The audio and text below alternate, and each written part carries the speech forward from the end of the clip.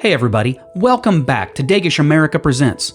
I'm your host, Ben Harrell, and we're back with episode 3 of season 6, where we're focusing on leadership in the fumigation industry.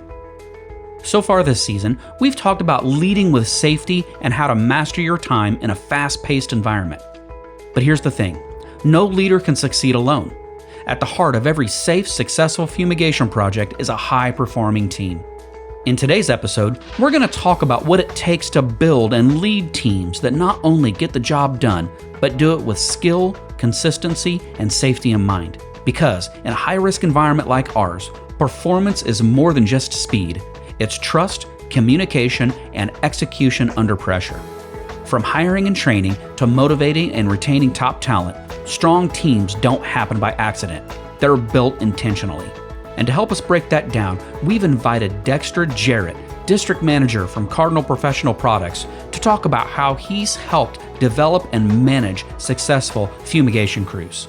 So, without further delay, please help me welcome Dexter to the podcast. Dexter, how you doing today? I'm good, Ben. How about yourself? I'm doing great.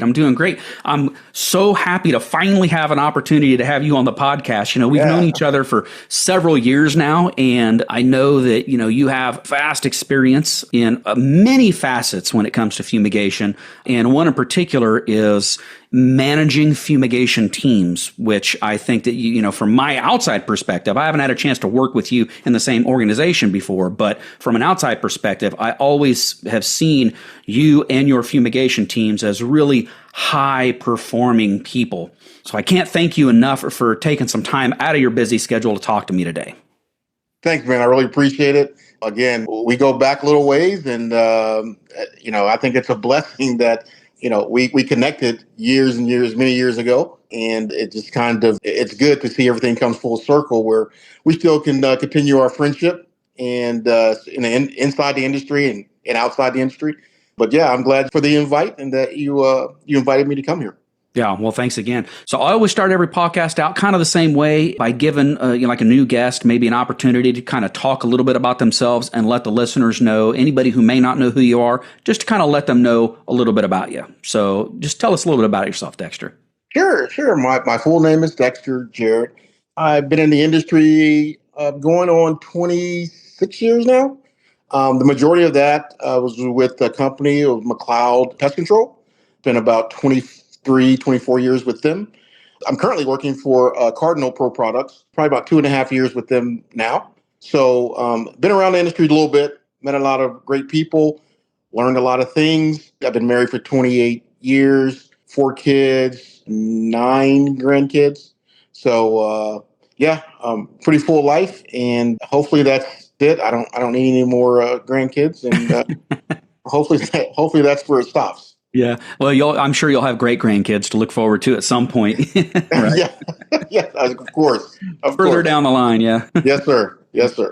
Well, I know, before you went to work for Cardinal, I know you worked in operations with McLeod for many years, both as a fumigator. I think you started out as a fumigator, and then you worked your way into management. And I know you managed fumigation teams for a long time. And as I said at the beginning, I mean, very impressive how you managed your fumigation team. So when it came time to talk about kind of building high-performing teams in our industry, I couldn't think of anybody better to talk to about it. So I wanted to start out just by kind of asking you, what makes a high-performing fumigation team? I mean, how do you define a high-performing fumigation team? What are some of those key qualities you look for in those people?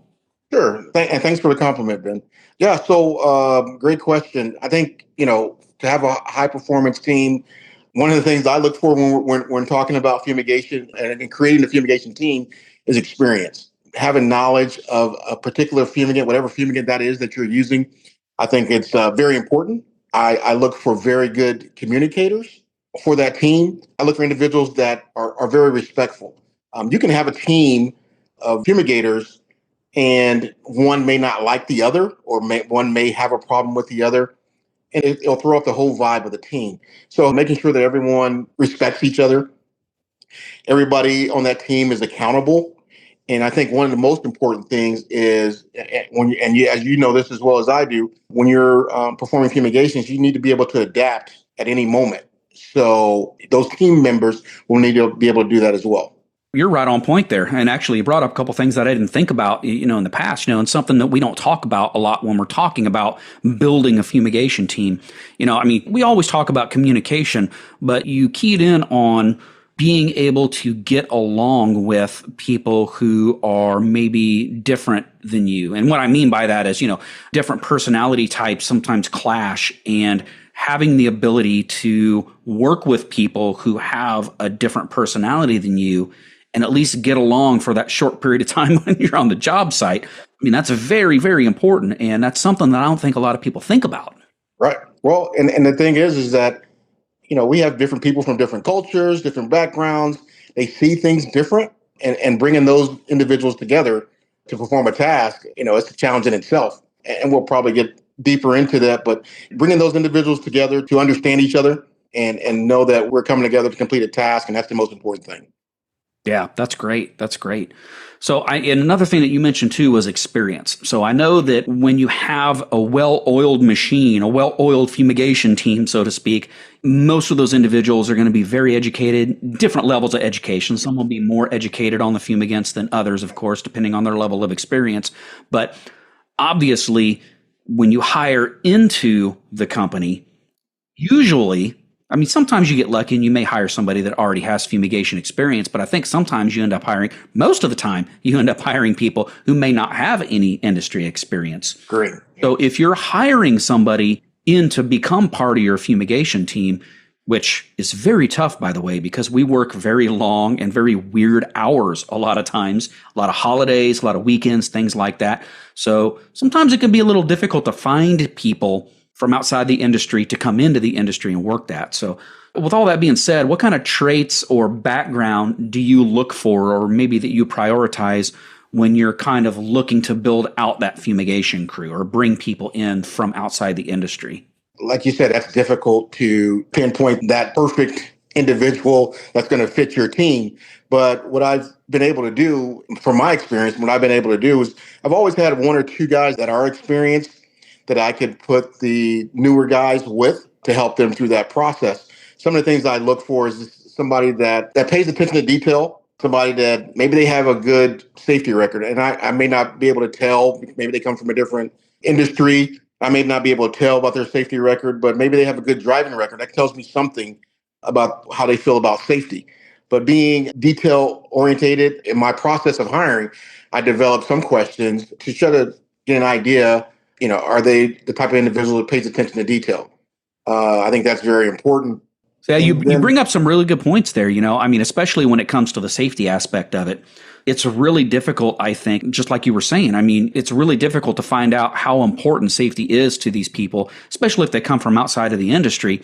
And it's really hard sometimes to tell, maybe what kind of safety culture their previous employer held. Sure. So you're absolutely right. Tailoring some of those interview questions to specifically what you're looking for is really important. So, and I love the fact that you keyed into things like attention to detail, safety, things like that, because those are all things that, while they can be taught, I guess, people's attention to detail, and some of that stuff is ingrained, in my opinion. Whether or not people have a safety culture in their mind, again, I think it could be taught, but most of that stuff is ingrained in them.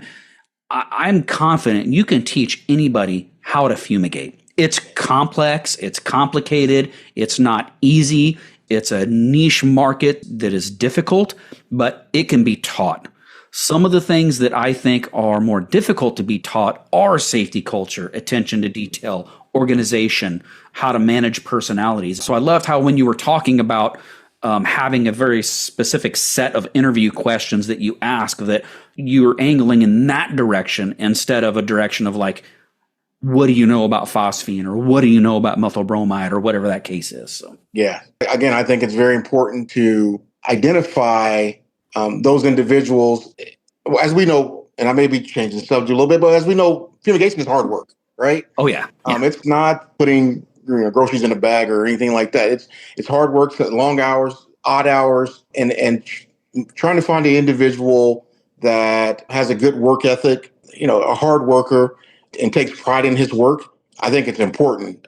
For me, my thing is that I try to spend some individual time with the person that I'm going to put on my team. I just want to see who he is and or she is, and see what kind of personality they have, how they feel about certain things work related, and just get a feel of who I'm going to put on my team that I can feel comfortable with, of them being safe, getting the job done, and working with others. Yeah, and those are the three most important things. It kind of in order a little bit.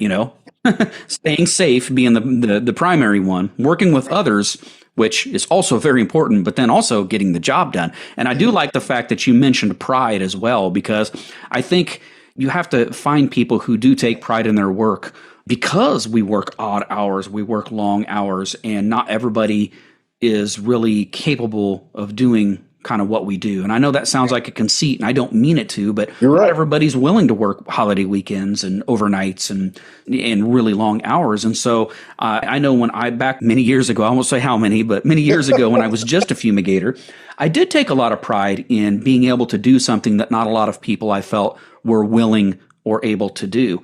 And so I had a sense of pride of accomplishment when I got done with every single fumigation that I did. And those are the kinds of people that you have to hire. Those are the kinds of people that you want on your team, the people who take pride in it. They don't look at a long day and think, well, they may at the beginning of the day think, oh, geez, man, this is going to be a long day. This is going to be tough. It's hot. I'm tired and all of that. But then at the end of the day, they look back on that day and they think, wow, look, it was a really tough job. It was a really tough day, but boy, look at everything that me and the team got done today, and have that sense of pride. It's so important to have people on your team like that. I agree 1,000%. I've experienced, as you can imagine, different types of individuals who show up on a fumigation and they were there an hour, and I said, hey, it's probably best that you go home. Yep. Because I didn't want it. Part of our, being a fumigation manager is making sure everybody goes home safely. And if somebody doesn't really want to be there, or they don't feel like they possess the skills to be there, I don't want them on the site. So, yeah, I think it's very important to make sure you got the right people.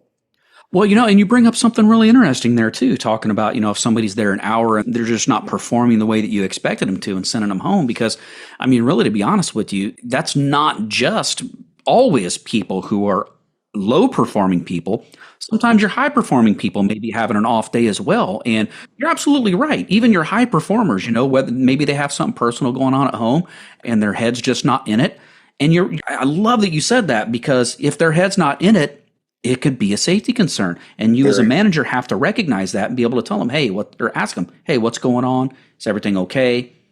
Look, I can tell, that maybe, today's not the day for you. Do me a favor. Let's knock off today, go home, figure out whatever you need to figure out, and let's come back the next day and tackle it again. Man, what a great attitude to have on that, instead of, hey, I don't know what's going on. You better buckle down and put your head down and get to it. Yeah. That's where risk comes in. Exactly. Yeah. Exactly. So I know, we talk a lot about how difficult our job can be, fumigation can be, and how important it is to have those high performing people that are safety minded and live in that safety culture environment and are highly technical. But they are long hours. They are weekends. How do you keep those people motivated? I mean, it is physically demanding. It's very often unpredictable, which you alluded to also. How do you keep those people motivated on that job? When I found out, Ben, is that most people are motivated by money, right? Yeah. So, fair enough. Yeah. So having some kind of a monetary bonus or something along those lines typically keeps them motivated, keeps them, that they want to get the job done. They want to get the job done correctly, because they know there's an additional pay at the end of the day. Sure. The other things I've always focused on as far as keeping them motivated is making sure that, while we're on the job, that they're comfortable as can be. And it can be things like making sure that we have a decent hotel for them. If it's a long fumigation, they have a nice hotel that they're staying in. They're not coming back into some crappy hotel after working a long day. So providing good food for them, making sure they have cold drinks, and little things like that typically will keep them motivated throughout that fumigation. And then they look forward to the next one.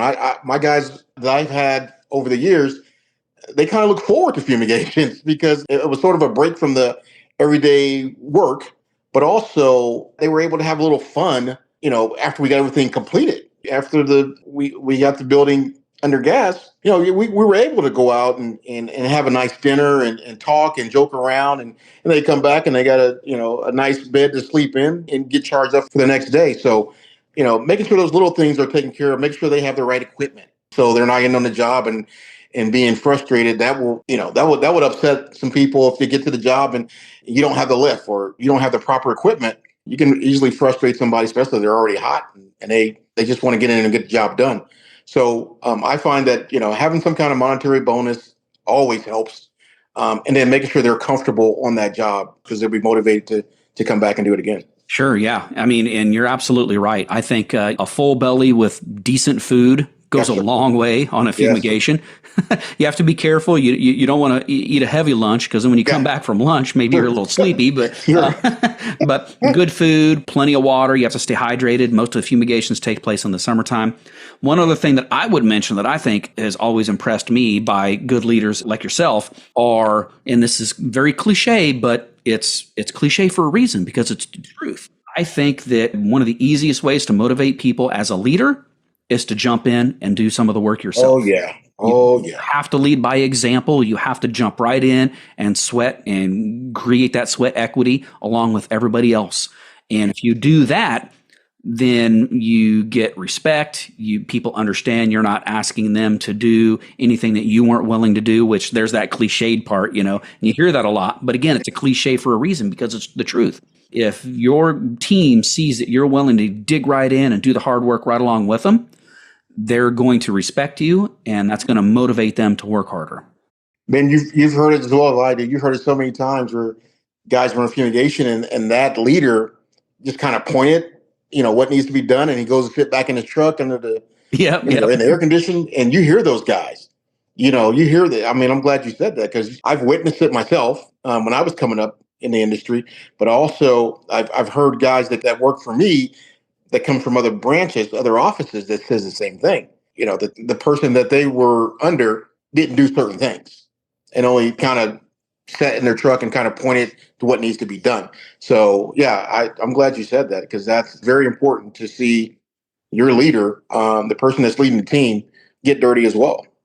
Yeah. You lead in the trenches, not from there you go. a mile back. There you go. So, yeah. So in your experience, what are some of the most common challenges that you've seen that actually prevents teams from being able to work effectively?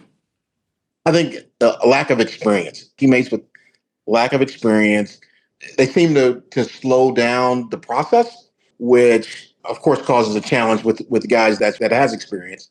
And that kind of, I guess from my perspective, I've had several guys on my team that's been with me for a while. I didn't really have to tell them what to do. We go through fumigation. They start off, they just go and grab what they need to grab and they go and get things done. And then newer guys would try and just step in and help, and they weren't working fast enough or they just weren't experienced with it. So it was my job to try to balance the both. So I would always try to team up with an experienced person with an unexperienced person. And then that was part of their training, right? So they would train the guys that didn't have the experience. So that was one of the challenges that I've always had because we had, you have turnover, you have different technicians come in, they're not going to know what to do. So that was always a challenge that I had. And the other one was just making sure that everybody respected each other, regardless of your experience, regardless of who that individual was that you were working with. You didn't have to like them, but you needed to respect them. Yeah. I've experienced some situations where two guys just didn't like each other for one reason or the other that I had to kind of separate and put them with other people. That wasn't a common issue, but that was an issue that I did have to deal with on several occasions. So inexperienced technicians, fumigators will kind of, slow down the process. I think that was one of the biggest issues. And the other one was making sure that teammates not respecting each other, that they did respect each other. Yeah, but correct me if I'm wrong, but it sounds like you actually found some pretty good solutions to some of those problems. And the key to that being communication. So explaining to your experienced team, hey, look, we got some technicians on here that are a little less experienced. They're going to slow us down a little bit. Be patient with them. teach them the right way. I'm going to assign them to you so they can learn, so they can get faster. And then that snowball effect happens where now you have more educated people, so things speed back up. And then communicating with your team members, it's never ideal if you have two qualified, high-performing team members that just can't get along. But hey, let's face it, people are people. It happens, unfortunately, sometimes. And it's unfortunate when it does that you have to separate them onto two different teams and try to still navigate that and manage that. But I mean, it sounds like you were able to do that successfully and maintain a level of excellence there. So. Yeah. Well, one thing I had to do, one thing I did do is even prior to the fumigation season starting was to get those guys together. And, because it's small things like, pulling tape, there's a way to pull tape, right? Like, you don't break a little piece and pull and break. So, I would assign them to certain individuals, and it's usually what I call a fumigation team leader. And then he'll have two guys under him that he trains. So I would break out times throughout the winter where, we would spend time just talking about fumigation, different fumigants. And then the hard part, which is the sealing part, we work on some of that stuff. Just, whether we seal up a few doors at the branch or something like that. But that was my way of getting ahead of the game when the time came to fumigate. They would have some kind of idea of what they were doing. Yeah, and I'm glad you mentioned training in advance because, man, I tell you, that is invaluable. Because getting some training for some of the basics in advance is going to save you time on the actual fumigation, which is also going to save frustration and headaches and some of those personality conflicts. So doing that in advance, I mean, what a great way to do that, And I'm also glad you mentioned training because not only do we have to train new hires on the technical aspect, how to tape a door. I mean, some of us have been in the industry for years. We don't even think about it. It's second nature. We just know how to tape and seal doors whether they're overhead, man doors, whatever the case is. But people coming in new, they may not know exactly how to tape them. So there are technical aspects to it, how to run lines, whatnot. But sometimes we have to train these people in teamwork and we have to train them in safety culture. I did say some of that stuff, it's better to have people who have that ingrained in them.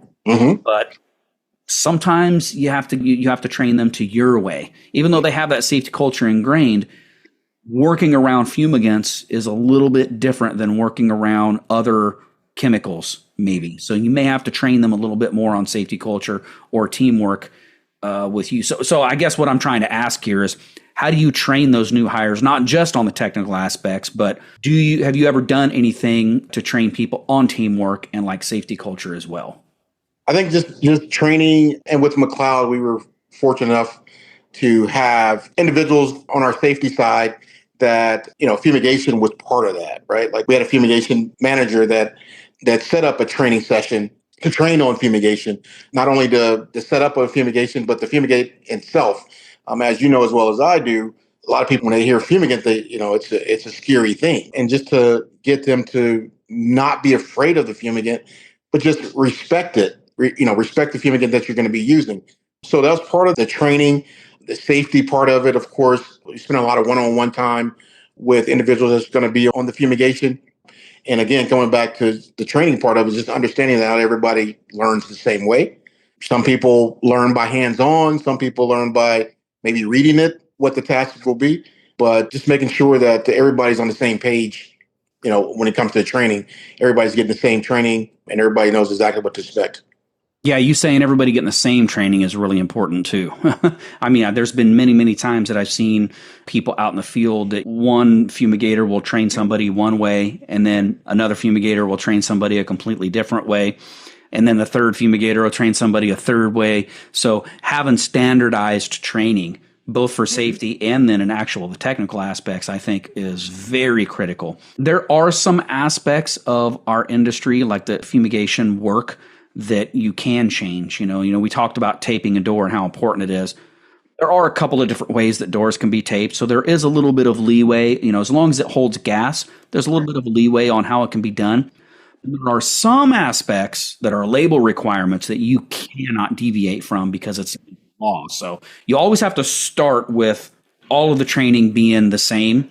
And then people have to be able to figure out what they can modify and what they can't modify. Exactly. from that training. Yeah. I agree. Exactly. So I only have one question left for you, and I always ask everybody that's on the podcast a variation of this question.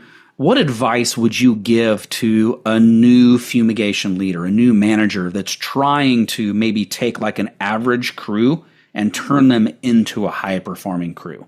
I think I mentioned it earlier. I think understanding your team is very important. If I was to advise someone, I would advise them if they could get some emotional intelligence training, because that teaches you to, that assisted me the most.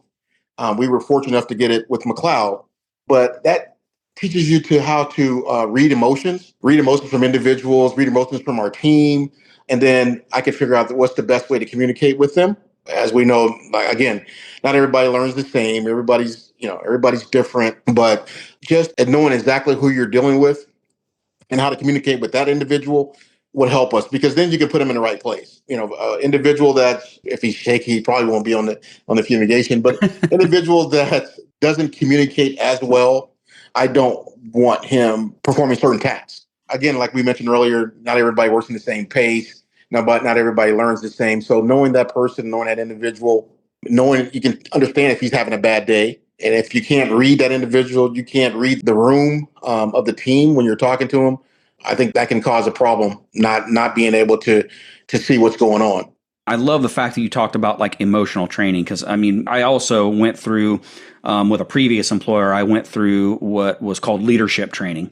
And a big portion of that leadership training did not focus on the day-to-day operations. It focused on exactly what you're talking about, being able to read different personality types, being able to manage different personality types, how to communicate with those different personality types. That is the most important tool that a manager, any manager for any industry, can absolutely utilize, because everybody, like you said, every person that works for you is going to have a different personality. They're going to look at things different, and you have to be able to read their personality and then change your management techniques to fit their personality.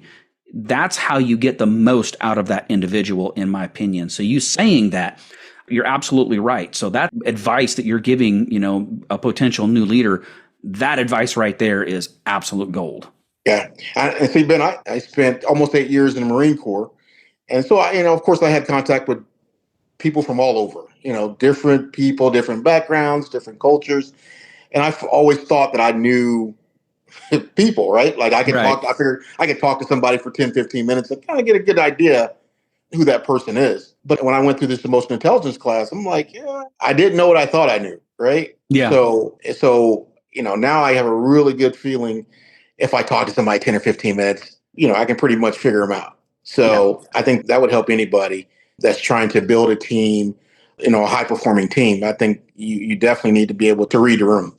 You're absolutely right. So that's all I had for you today, Dexter. Listen, man, again, I'm so happy that I got an opportunity to talk to you today on the podcast. Like I said, I've known you forever. I have huge respect for you and everything that you've done for our industry. And I was so glad to give everybody else out there an opportunity to hear some insight from you when it comes to trying to build and then manage some of these high-performing fumigation teams. I really appreciate it, Ben. Like I said, I've always looked up to you, man, like a big brother. And, no. you've always come with the good advice, and you always answer the phone when I called. So, when you contact me about this, there's no way I could say no. Of course, and to give me another opportunity to hang out with you a little bit. I appreciate it, man. I really do. Yeah, the pleasure's all mine. Thanks again. Thank you, sir. Thanks again to Dexter for sharing his perspective. Building strong teams in our industry isn't just about filling roles. It's about developing people who trust each other, communicate well, and hold themselves accountable to the highest safety and performance standards. On the next episode of Dagish America Presents, we'll shift our focus to mentorship, how experienced professionals can help the next generation of fumigation leaders grow, adapt, and thrive. And if you have any questions or ideas for future episodes, please drop us a line at podcast@dagishamerica.com, or you can reach us on our social media sites. Until then, I'm Ben Harrell. Take care out there and keep building those great teams.